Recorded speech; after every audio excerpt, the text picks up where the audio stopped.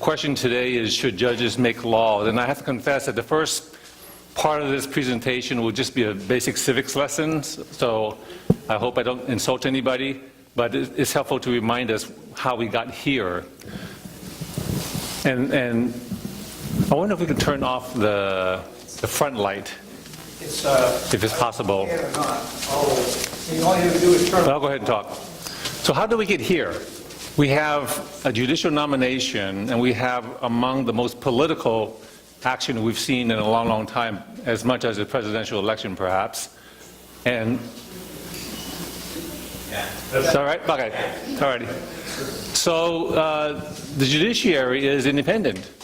Article 3 of the Constitution makes the judiciary the only non-political branch, because the judiciary really only interprets the law, right? You go to the court in order to resolve a dispute. They're not supposed to make laws, and yet we have today, as Brian mentioned, all the big questions in our society that are somehow tied to the Supreme Court. Now, how do we get here? This is Chief Justice John Roberts. When he first was picked for the court during his nomination hearing, he famously said that courts and judges are like umpires. They call balls and strikes. And he was favorable of a judicial philosophy that was one of restraint and modesty, right? He says nobody goes to a ball game to watch an umpire. They don't write the rules, and they don't favor one team over another because they're supposed to be independent and non-partial. They're not supposed to favor one side or the other. So if we go back to this slide here, you look at the woman in the back, she's saying, row yes. So in some ways, isn't that like going to an umpire if you're on a Giants team and says, please favor the Giants? Is that what we want from our judges? Now, there are big questions even in baseball, right? So if you know baseball, we have the World Series now. There's a rule called there's a rule about the designated hitter, right? The American League, they like the designated hitter, meaning that they know that pitchers are awful hitters. And why do we have to watch pitchers hit? Just pick some retired old, slugger and let them hit so we have more scoring. Well, if Major League Baseball ever wants to have get rid of, let's say, the designated hitter rule, you wouldn't go to Paul Runge, who was an umpire, and say, hey, Paul, during this World Series, let's make it more interesting. Why don't we just get rid of the designated hitter rule when we go to Boston? No, this is something that Major League Baseball would decide, right? Maybe the owners will get together and lobby the commissioner, maybe the fans will have an uproar and say, hey, we need pure baseball. But you wouldn't go to the umpire to do that, right? So in comparison then, if you go to Judge Judy and you are up for drunk driving, you wouldn't say, Judge Judy, I don't think that the blood alcohol level should be 0.08. It should be 0.15. What do you think about that? Well, she's not going to do that, right? That's not her job. The regular workaday duty of a judge is to decide the conflict, not decide what the law is. Is that true? Well, normally that is true, except that we have, and that was really true until 1803. Anybody care to guess what happened in 1803? Thank you. Are you a law student? No, but I'm a political science major. Okay, good. Civics lessons, that's great. So before 1803, that's really what things were. Everything was separated, right? Article 1 gave the legislative power to the Congress. Article 2 gave the executive power, the power to faithfully carry out the laws to the president and the executive. And the judiciary power went to the courts. But the Article 6, Section 2 says, the Constitution and the laws of the U.S. shall be the supreme law of the land. So in Marbury Madison, as this young, bright young man said, in that case presented, and I'm not going to go through the details of the case, although it's very, very interesting. In that case, there was a law to be interpreted, which was the Judiciary Act, and then there was the Constitution to be interpreted, and there was a conflict. And John Marshall, the Chief Justice at the time, for his own personal reasons, didn't really want to get into a political fight with the administration. He was a Federalist. Thomas Jefferson, the new president, was the anti-Federalist. And John Marshall said, the holding basically was saying that the judiciary is responsible for interpreting the Constitution. If there's a conflict between what a law says and what the Constitution says, then the Constitution is supreme. But not only that, John Marshall said that the Supreme Court is the only body that is supposed to interpret the Constitution. Why? Because how can Congress, in passing its own laws, also say whether that law violates the Constitution, right? Congress has an inherent bias to say that whatever they pass is also constitutional. And so it is the province of the judiciary to decide. So in that sense, the baseball analogy doesn't work. Because in baseball, there's only the rules of baseball, Major League Baseball. In the United States, we also have the Constitution. And in that sense, the short answer is to the question, should judges legislate? Technically, the answer is no, because legislation is actually an Article 1 activity. But do they make laws? Well, they do. Right? So, do they legislate? As I said, the technical answer is no. Why? Because the Constitution specifically spells out exactly how a bill is passed. Right? You have to have both houses pass, the president has to sign it, or maybe veto. But the courts are not involved at all. The courts are not in the legislature. So the courts don't legislate. But they do make laws. How do they make laws? Well, one way of making a law is legislatively. You can repeal part of a law, right? So an example of judicial legislation would be the famous case of Brown versus Board of Education. At the time, 1954, almost the entire South had laws in the books, duly enacted by their legislatures. And those laws basically said that blacks and whites cannot be in the same school. And they said that that was okay because separate is still equal. Well, the Supreme Court in a 9-0 decision decided that separate is not equal and these laws cannot stand.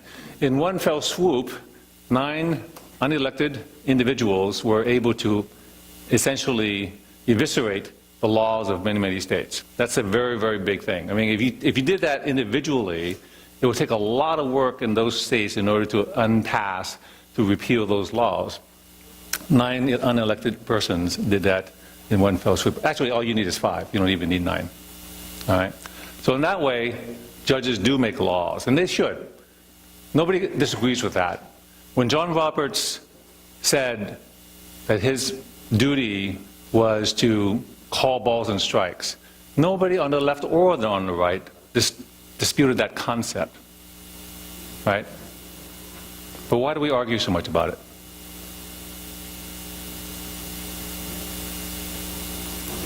This doesn't seem to be going on. Let me show you. Advance it.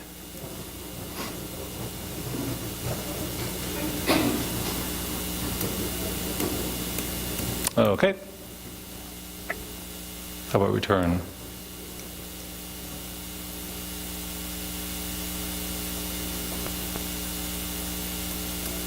Okay, it doesn't seem to advance. All right.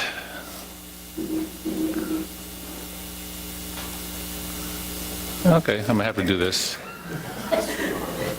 That's my bathroom, by the way. I did that myself. That's why I have it as my.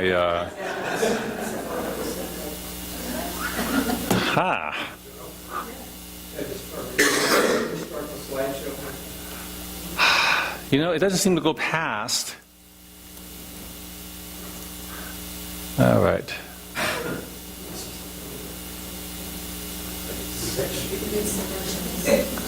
All right, I'm going to have to do this without the slides. I'm sorry. I have to go to another program to pick it up. And I'm sorry you have to see that.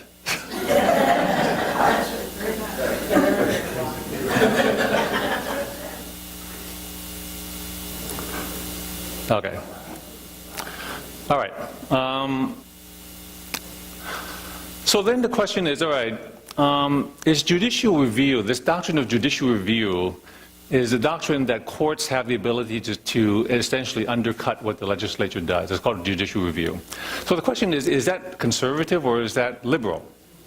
Right? So in part way to answer this question, we have to go to history. So I'm going to go to the, thank you, to the Lochner era. The Lochner era was a period of, let's say, during the Progressive era, right? Think of the time when Theodore Roosevelt was president, and you had the big titans of commerce. You had the steel barons, and you had Sinclair Lewis talking about the meatpacking industry. And during that progressive era, the states tried to protect the little guy by passing legislation to limit the number of hours that they can work, to bust the trusts, to reform banking, to improve the environment, and all that.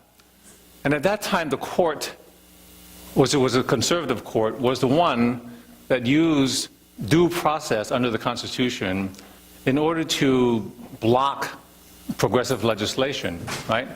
Now, the Due Process Clause of the 14th Amendment was enacted in order to prohibit slavery. And it said that every citizen of the United States has a right to equal protection, has a right to liberty, has a right to equal protection. And the court, and the due process, and the court said, well, you know, we think that this due process means that we as Americans need to protect the economic liberty of the United States. We need to protect laissez-faire economics. We cannot have redistribution of wealth because it's un-American. So the courts took it upon themselves to use the 14th Amendment, which prohibits slavery, in order to promote a very conservative agenda, pro-business, anti-individual. That was very, very clearly an act of judicial activism, right? And the liberals at that time, we called them progressives at that time, were very much in favor of judicial restraint, because the states were doing what they wanted, right?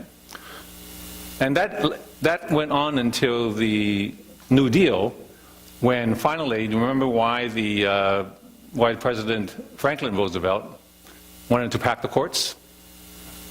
Yes?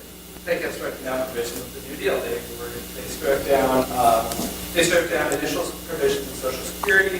They struck down various work projects. I mean, they basically were dismantling every single piece of the New Deal. And so, as a response, FDR threatened in a very unpopular to pack the courts to 11 justices. Some odd number, yeah. And so, in response, the court suddenly found that the New Deal was a-okay. Very good. Thank you. Yes? Yeah. When someone speaks from the audience, it doesn't get picked up on the video. Uh-huh. So they either have to have a mic or you have to repeat. Okay. All right. Got it. So, perfect answer. The answer was that during the New Deal, President Roosevelt was just fighting a holy war against the court, because as you remember, President Roosevelt wanted to pass a ton of legislation to get us out of the Great Depression. And the courts, one after another, this is still the Lochner court, still was blocking everything that Roosevelt wanted to do. And finally, Roosevelt threatened to pack the court. He didn't do it. He was very unpopular. But that eventually left the court to one individual court justice to change his vote and change his views. And then from then on, the legislation, by and large, was enacted. So here again, you have the popular will, as represented by the President and Congress, doing something that liberals liked, and therefore liberals there again were supporting judicial restraint, right? Now then we move on to the Warren Court, right? Earl Warren, former governor of California, President Eisenhower's biggest mistake. He turned out to be a liberal. And beginning with the case that we saw, Brown versus Board of Education, he started essentially a judicial revolution that focused the other way, right? Focused on the individual, focused on the rights of defendants, focused on privacy, something that we value, I assume in this room we value quite a lot. And so the judicial pendulum went the other way. And I want to talk a little bit about privacy because it's a nice way to describe how, again, how judicial activism works. Now, there is no constitutional provision for privacy. You probably know that. The law of privacy started with a case called Griswold versus Connecticut. And it's a case out of, obviously, Connecticut, 1965 or so. Planned Parenthood was beginning to offer advice and help and assistance in terms of administering the pill, ways to prevent contraception. And the state of Connecticut had a law that actually made it illegal to help use contraception, even if you're a married couple. And in Griswold, the court looked at the Constitution, and remind you, the only way that a court can actually say, no, the law should be this rather than that, or this law should be struck down, it's not whatever the justice wants to do, right? The only way you can do that is you have to tie it to the Constitution. And you have to have some basis. You have to at least get lip service to the Constitution. And in Griswold, the court had the challenge of trying to find, well, what provisions in the Constitution allows me to create this right of privacy? And they looked at the right to assemble under the First Amendment, the right to be free from unreasonable search and seizure, the right to not self-incriminate, and all these. And the court said, well, that's good enough. This all talks about this penumbra. Penumbra means like an emanation, like a ghostly emanation arising from something solid. And this penumbra of rights in the Constitution is privacy. And if the Constitution means anything, it means that the government shouldn't be in your bedroom, okay? So the courts, just as the Lochner court did, right, they said due process meant protecting economic liberty. The Warren court said that all these different provisions in the Bill of Rights and the 14th Amendment means creation of privacy. The next case I want to talk about is Loving versus Virginia. It was a nice movie about that. You know, here, there was this anti-miscegenation laws in the state of Virginia. Mr. and Mrs. Loving got married in Washington, D.C. because they couldn't get married in Virginia, but they moved back to Virginia where they lived, and they got prosecuted. They basically got exiled from the state of Virginia in lieu of going to prison because they violated the law. They filed suit, and the Supreme Court essentially said under the Equal Protection Clause that this law was unconstitutional. A duly enacted law in the state of Virginia and about 15 other states was unconstitutional. They had to be off the books. There's the 14th Amendment. Do the framers, when they enacted the 14th Amendment, did they say that, you know, blacks and whites have to be able to marry? Well, maybe they did, maybe they didn't. But the court didn't really go into that, right? They used the current perception of what equal protection means and said this is unconstitutional. And the last case I want to mention in this segment is Roe v. Wade, right? Norma McCorvey wanted an abortion. She lived in the state of Texas. She didn't want to have another child, and she wanted an opportunity to take advantage of an abortion, but it was illegal in the state of Texas. And the Supreme Court stepped in and said that they found a constitutional right to an abortion and overturned the state law. Now, just a little technical addition to this. Now, what happens when, now I said that the Supreme Court doesn't legislate, right? They don't have any Article I powers, nor do they have any powers under any state constitution to change any law. So what happens when, for example, when Brown versus Board of Education, the Board of Education in Topeka, Kansas, which is where Brown was a student,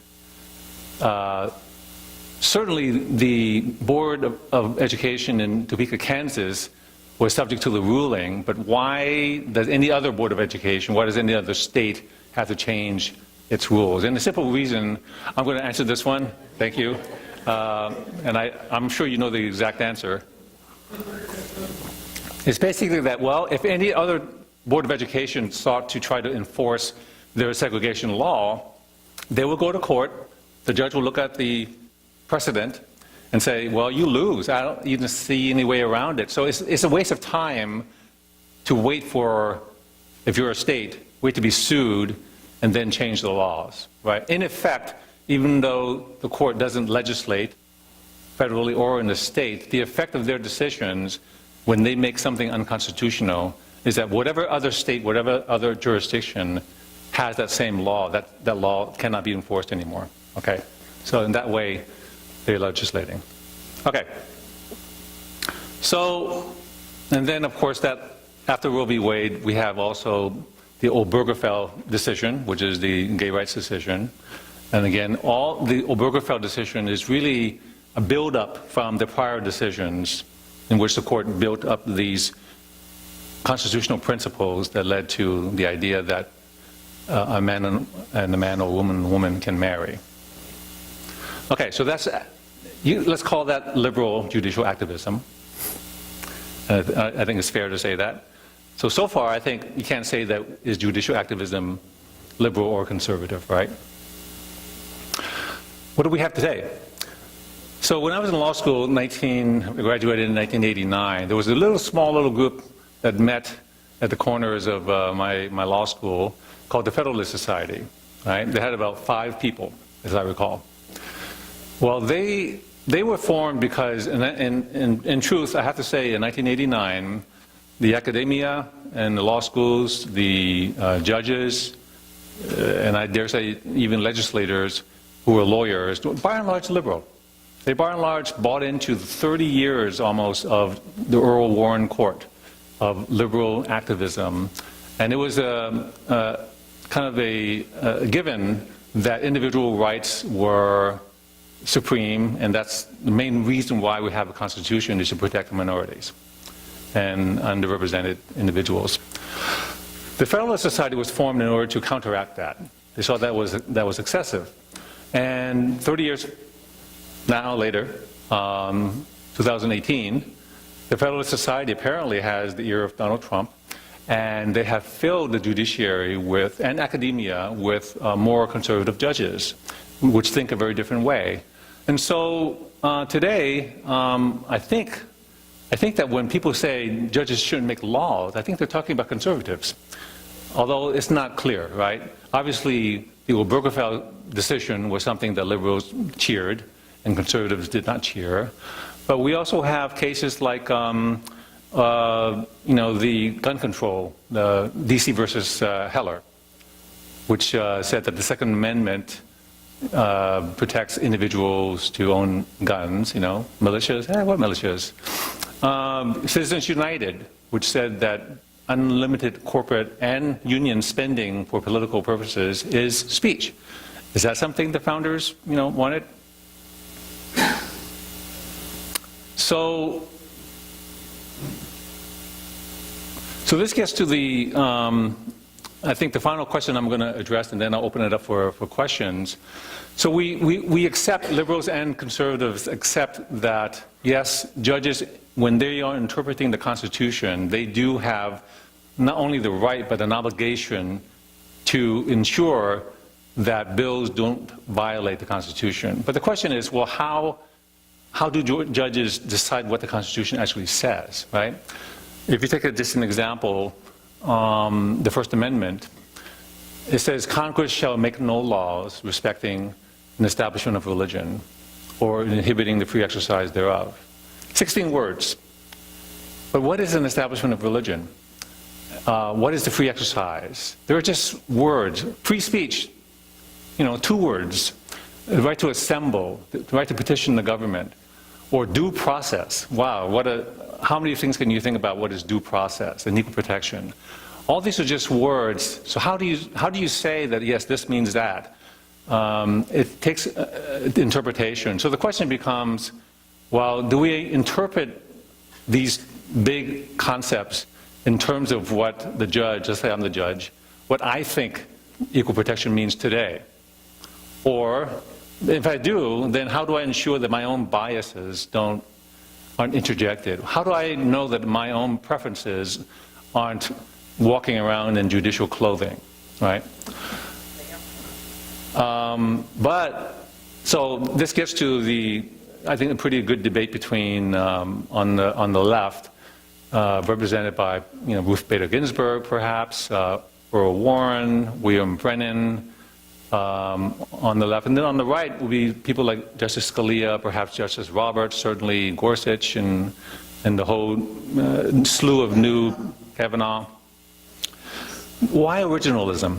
So what is the arguments in favor of originalism? Now, there's not just two forms of judicial interpretation, originalism versus what is called the living Constitution, but those fairly represent kind of the polar opposites of how you might interpret the Constitution. So the arguments for originalism might be, and let's just take this quote. This is from Robert Bork. You may remember Robert Bork. He says, the truth is that the judge who looks outside the Constitution always looks inside himself and nowhere else. So if you're not tethered to the words of the Constitution, which was established by supermajority, then you're basically deciding things as an unelected person, ideas that you prefer. And I'm just giving you these arguments. I'm not saying these are right. I'm just offering the arguments, and I'll offer arguments for the other side as well. The other argument is that, well, the court is not a super legislature, right? It never was intended to be a super legislature, not elected, and it should take a fairly drastic reason why you should allow a judge to rewrite the Constitution. And the main question really is, in a democracy, who should decide? So, for example, if you say that the death penalty violates the Eighth Amendment, cruel and unusual punishment, but the Constitution, when it was written back in 1789, death penalty was very, very commonly allowed. If you say today that, well, but it shouldn't be allowed today, why? Because it violates the Eighth Amendment. Well, who says? So the question becomes, well, why is it that the judge should decide that question? Why not let the legislature do it, right? Yes? Minority right. Okay. Majority rule. Okay. So one answer might be minority rights rather than majority rule. Okay. You have to have both. Okay. In this instance, you want a balance. Okay. So even if that's the case, then the response would be, the Constitution has a mechanism under Article 5 to amend the Constitution. And that takes either 2/3 of both houses or 2/3 of the states to propose it, and then 3/4 of the states in order to pass it. That's quite a lot. That's true. Or a constitution convention. Well, yeah, it could be, yeah. So, but either way, you need 3/4 of the states to do it, right? You can have separate conventions within each state. And there's a time element. There's, I'm not sure there's a time element, actually. The Yeah. 27th Amendment was originally proposed as the 12th Amendment and was ratified over 200 years later, whatever the number is. Yeah. We're going to have this much editorial editing. I'm going to have to get some light to this. Okay, that's okay. I will. I have about 5 more minutes. 5 more minutes. So let me finish the supports for originalism, and then I'll go to living Constitution, and then we'll have questions. Another support for originalism is that courts really shouldn't enter the political fray.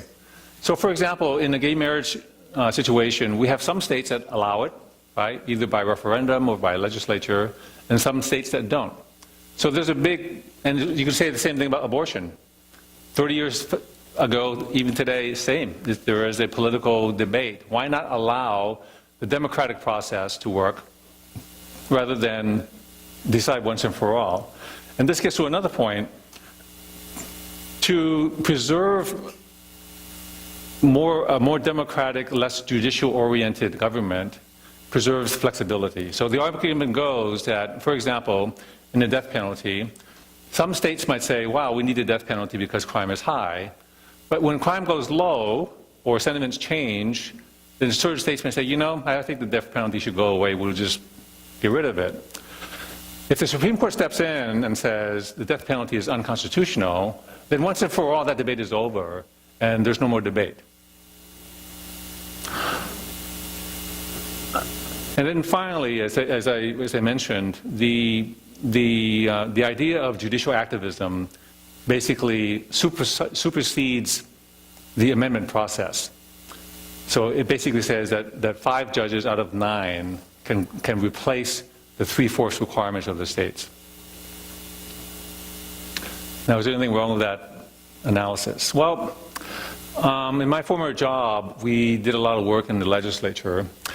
And the idea of originalism is that you can go back 230 years, look at the words, and say, you know, yes, it's hard, we're not historians, but judges should look at the words and understand what those words mean at the time that they were written in the Constitution. That's very hard. And even if you were a hardcore originalist like Scalia, who maybe is a quasi-historian, what he says he does is to go back to the Federalist Papers, go back to notes, maybe, I don't know, diaries, I don't know, and try to figure out what a particular word means. And if you do that, then you're more of a purist, right? You're not using your own biases, you're using the originator's words. But I think it's fair to say that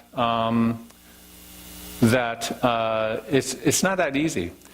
In the area of free exercise, for example, of religion, you can go to Thomas Jefferson or you can go to Madison. Both of them are fairly similar in their view. They're both from Virginia. But they had very radical, even they had very radical different views about what is free exercise and what is allowable under the Establishment Clause, right? And Thomas Jefferson was a strict separator, whereas Madison, he was okay with distributing Bibles from the government. He was okay with, dedicating holy days of prayer from the United States. So there's no one way to get back at that time and say, yes, this framer's views was the correct view. So I think he's fooling himself, right? So just as I was mentioning about going to the legislature, when a bill is passed, you have many, many committees that a bill goes through, many iterations, many versions, many opinions that go through. And sometimes the legislators will have the speeches about what I think the bill means. Maybe the executive will have a signing statement about what the bill means. And so it's very easy for a good lawyer to go into the legislature for a current bill, not one 250 years ago, it's even a current bill, and say, you know, I think the bill means this, if there's any uncertainty at all. Right? You can cherry pick. Well, you can cherry pick even a lot better if you go back 230 years, because not everybody's a historian. So what passes for judicial purity really is cherry picking. Right? It happens all the time. So finally, let me talk about living constitutionalism. The idea is not that a judge can just insert his or her opinions willy-nilly and say, oh, I think that electrocution is cruel and unusual. No. If you think of living constitutional, the way it works is it's kind of like how evolution works, right? When we think about evolution and what we've learned since Darwin days, a good evolutionary biologist will not say, how do I resolve this question? Let me see what Darwin wrote and decide, wow, here's the answer. Or it must fit within the words of the origins of the species. No. We take interpretations over time that are well-founded, that are well-studied, taking the best knowledge. So in other words, we take our precedents from the judiciary. We take current knowledge. We take current views. We try to extract, we don't ignore the Constitution. We keep the values of the Constitution, right? Equal protection, free speech.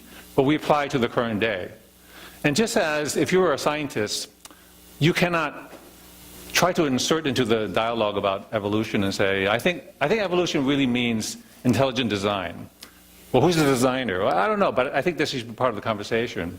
You wouldn't get very far. And the reason you wouldn't get very far is because you haven't followed the accepted precedents, right?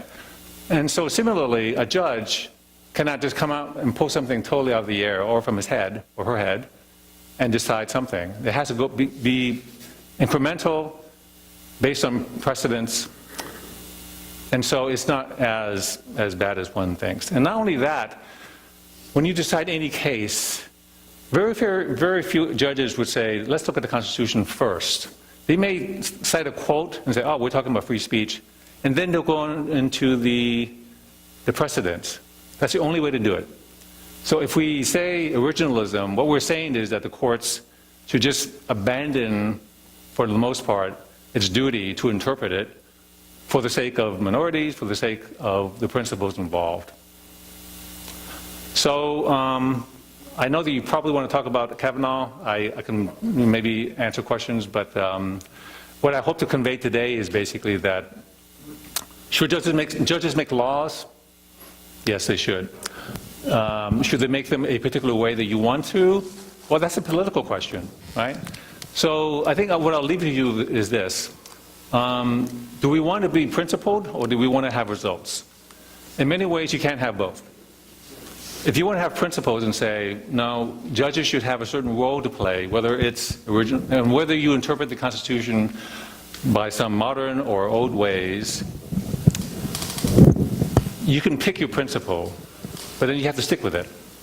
Because if you say that, no, judges should have the ability to interpret laws according to modern views, then you have to, as a liberal, let's say, accept the fact that the next judge is going to be conservative and use conservative principles in order to exercise a lot of discretion. And is this illegitimate?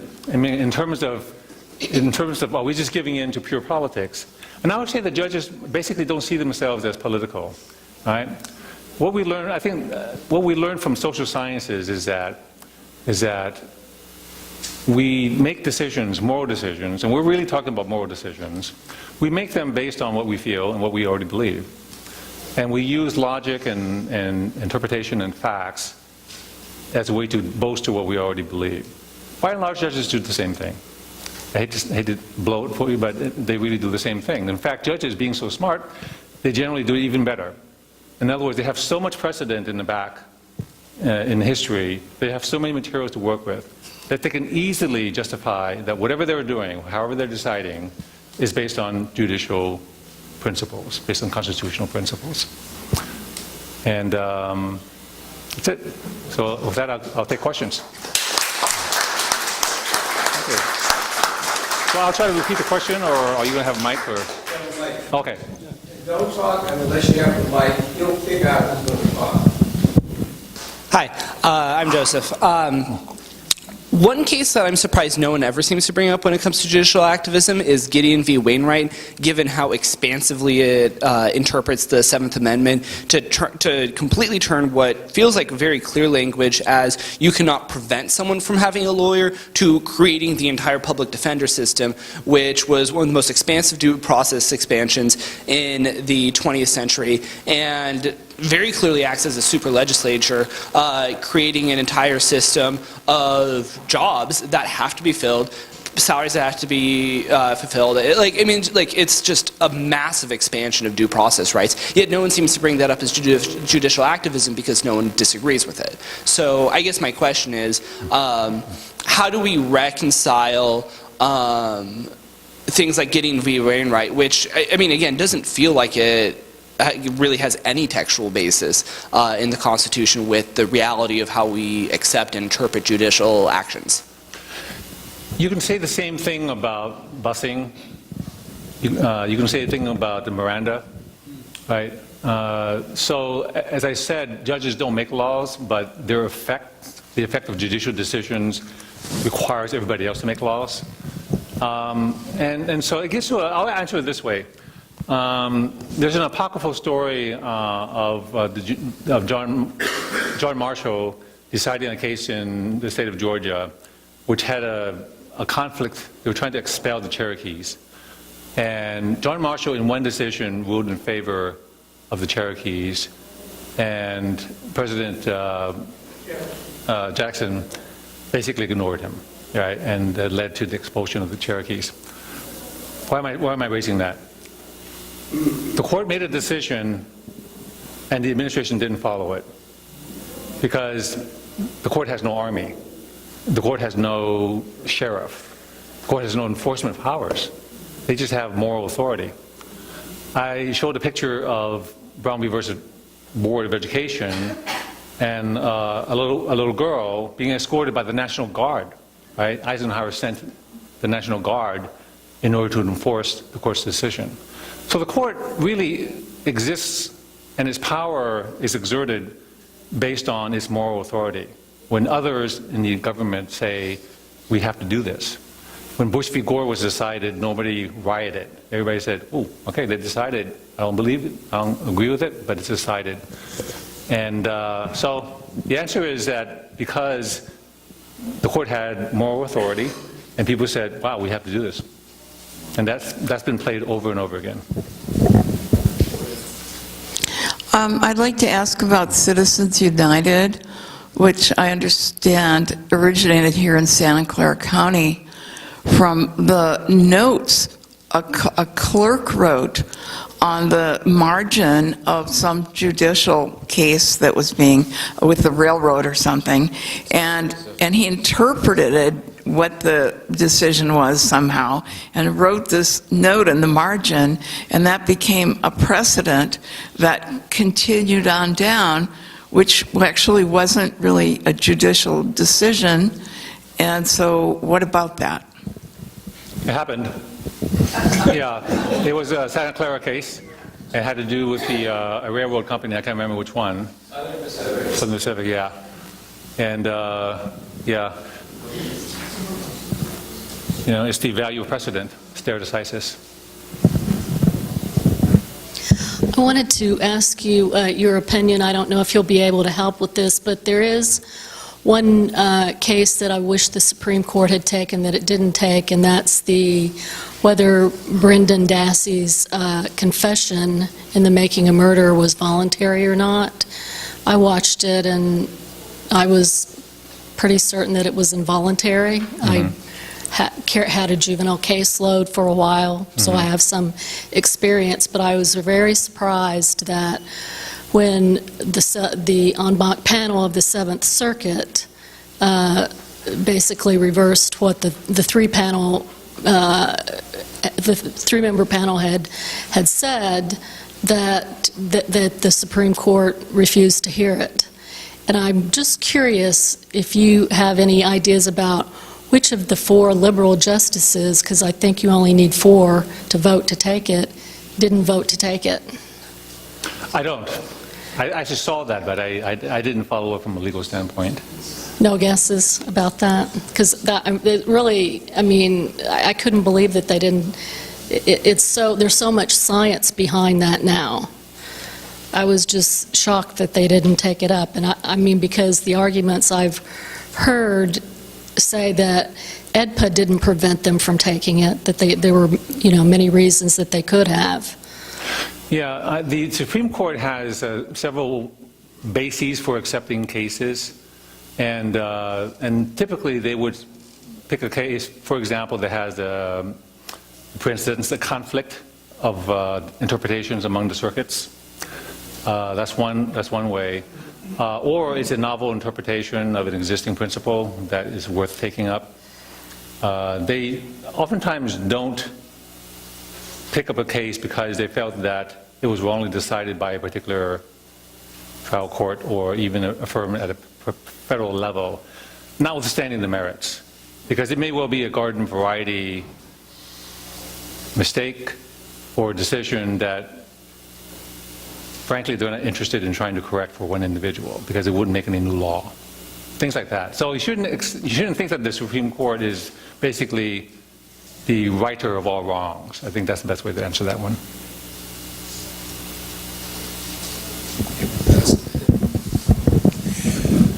So for folks like ourselves, and there's this First Amendment, religious freedom, but that could be abused in the sense that you have, minorities should have the right to have public accommodations, but the religious freedom thing very well might be extended to say, well, you know, my religion says I don't like gay people.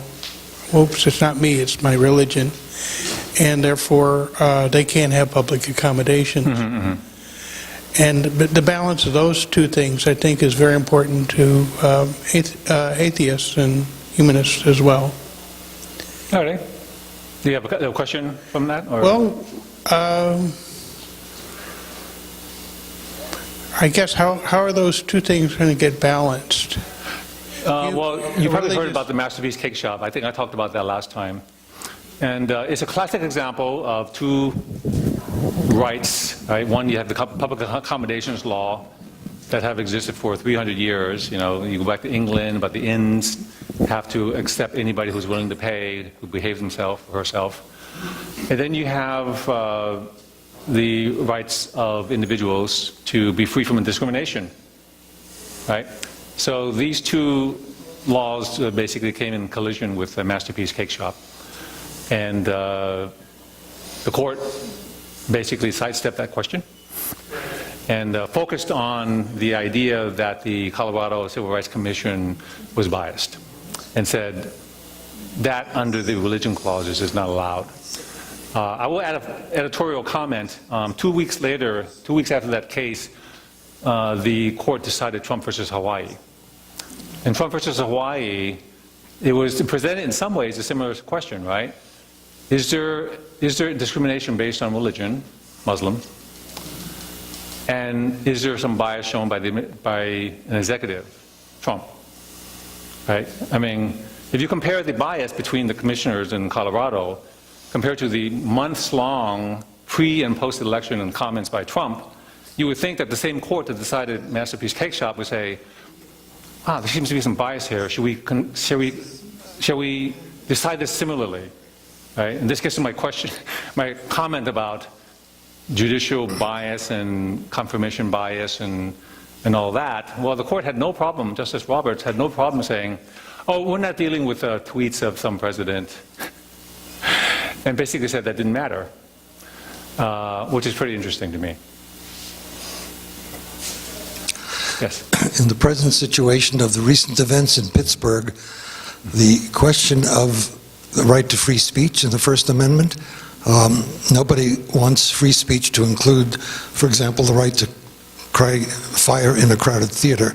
But with the advent of the internet, Instagram, and other ways, how do we control, or should we deal with the fact that free speech, and amplified by the internet, has resulted in unstable people, maybe other people as well, carrying out horrific acts justified in their minds by things that they have read on the internet? How do we deal with that? Will the court eventually come up with a solution that encompasses free speech and yet restricts it in ways that prevent these things from happening? Well, we have to ask ourselves as a society how much we value free speech. I mean, you know, do we want, for example, in let's say in this day today, for somebody to be the censor of that speech? And if we do, who do we pick as a censor? I mean, I don't, like blog posts and comments, negative comments, any more than anybody else. But I'm not sure that I want anybody to say, oh, this view is not that good, I'm going to censor that one. But this might lead to some crazy guy doing something bad. So the Constitution and the Supreme Court the Supreme Court has made it very, very difficult to provide any kind of prior restraint on speech. Remember the Skokie and the Nazis marching and, pornography, all that speech. Spending money is speech. About hate speech. Let's go kill all the Jews. Is that something that people would say? How about not speaking out of turn? It depends on the situation. Would you repeat that? Oh, sorry. So the question is, how about let's kill all the Jews? If you said that in front of a rally of Nazis and the Jews are right next door, yeah, that's actionable. But I'll pick a better example. On campus today, right? You have a legitimate debate about Israel and Palestinians.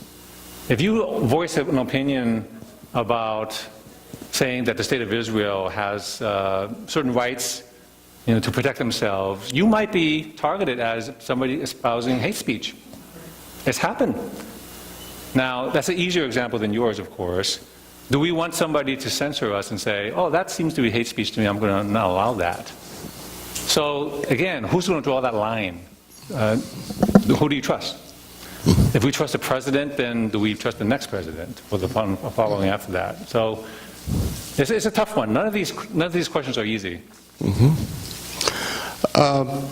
I think you hit the nail on the head with the comment about do you come from a place of the ends justify the means, or the other view of process that you alluded to at the end of your talk. I also would suggest that the Constitution and the government, being a three-legged stool, recognizes that there are competing interests. Just as the Constitution has competing values. You said judges refer to values. So it's which values do you prioritize or not? So I would disagree with your characterization of Brown versus. I think it was an equal protection value versus other values of individual states' rights. I'm not sure I understood the Brown versus. What do you mean by that? I didn't quite get the gist of that. No, I'm just saying there are competing values In within the Constitution Okay, all right. and the Bill of Rights. Oh, I see. And that's what they were evaluating, which see. value they prioritized. Oh, sure. I mean, anybody who thinks... Prioritize, not legislation. Yeah, so any judge that believes that he or she has the oracle to know exactly what the Constitution means in any situation is a fundamentalist, right? Is as much a fundamentalist as a religious person trying to figure out whether gays should be married or not and say, well, what does the Bible say? Because the Bible is the ultimate authority, right? Infallible authority. So anybody who takes that view, I think, even of the Constitution, is a fundamentalist. And two good constitutionalists can arrive at different answers from the Constitution, and you can't say that neither right is right or wrong, right? Because ultimately we're talking about values and ethics. Yes? Got a question on words and how much laws or the Constitution was written to be open to interpretation versus writing laws, amending the Constitution so that it's less subject to interpretation but specifically spelled out. Could you comment on that? Yeah, it's a very good question. You know, you can even ask whether even the founders intended that the Constitution be enduring, permanently going forward. And so there's a difference between a Constitution, which articulates broad principles, right? And, for example, a regulation. A regulation is intended to be very clear so that those who are regulated, like a business, knows exactly what they need to do in order to not violate the law. So if you look at regulations, they can go on for thousands of pages. You don't want a Constitution that goes on for thousands of pages. You want a Constitution that articulates the freedom of speech, the right of due process, equal protection is important. How that is interpreted, really, I would say, has to be interpreted in light of the current circumstances based on, again, established principles. It still raises the hard question, well, why is it that the courts should have this ability and not the legislatures? I mean, they're also bound by the Constitution. Why not let the majority work? And your response was that, well, you have minority rights. Okay, when you spoke about it's free speech that goes on to Facebook and all those things, we're kind of ignoring the fact that thousands of those people are not real people. They're provocateurs. And we have to, we know they've definitely established that Russia was working to establish in context on, the president also is trying to whip up fear, but everybody's trying to whip up fear, and to say that we should not try to block that sort of thing, not from individual people, but when they can tell where it's coming from, they should stop it. Let me try to clarify. The free speech First Amendment only applies to the government. It doesn't apply to Facebook. So Facebook can do whatever it wants. And it should. I mean, if you were New York Times, you're not going to let anybody write a letter to the editor and publish it, right? I mean, they'll receive it, but they don't have to publish it. They have editorial discretion. So does Facebook. They have that obligation. They're so big, they have the obligation to ferret things out. I'm not saying that, I don't interpret my view at first as saying that somehow Facebook should just let everything out. That wasn't my point. My point then was that if we have a genuine free speech issue, which means that the government is going to be the arbiter of what speech is okay or not okay, how do we draw that line and maintain our values?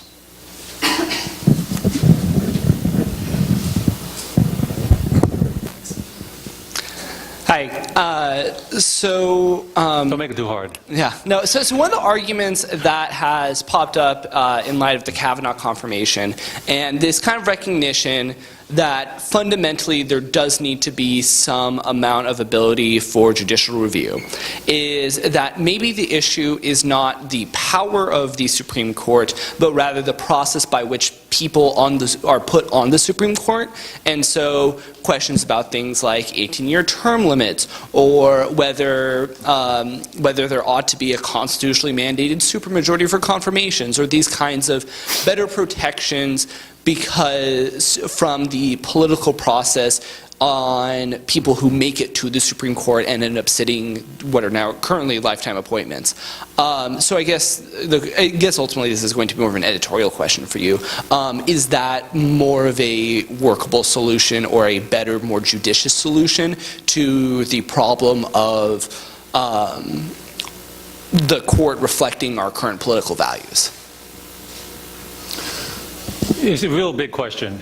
Yeah, I mean, as far as how to do that, I mean, there's very little you need to go to the Constitution in order to, for example, reduce the size of the Supreme Court, reduce the size of the judiciary. Changing the terms, I think that needs to be a constitutional change. But almost every other change, you can actually do it legislatively.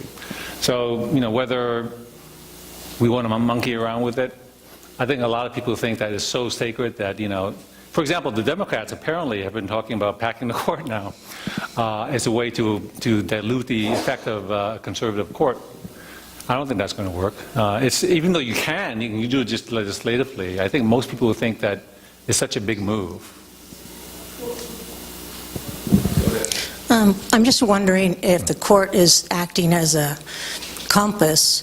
When people go to court, they waive their constitutional rights for a speedy trial. They have no rights. And in essence, the prosecutor acts as the judge and jury.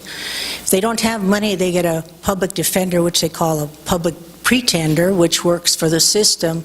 So they just stay incarcerated for a long time, how does the court justify having a moral compass when people with no means or working class have no rights? It's a little bit out of the bounds of today's question, but... it's moral compass of the courts.